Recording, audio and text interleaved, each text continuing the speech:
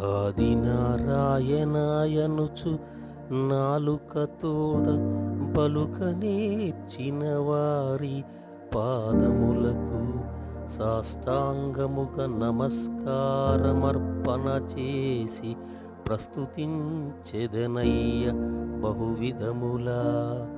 ధరణిలో నరులెంత దండివారైనను నిన్ను కానని వారి నీ స్మరింప మేము శ్రేష్ఠుల మంచు మిడుకుచుండెడి వారి చెంత చేరగబోను శేషశయన.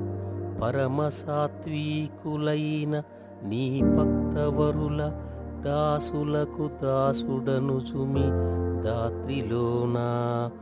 భూషణ వికాస శ్రీధర్మపుర నివాస దుష్ట సంహార నరసింహ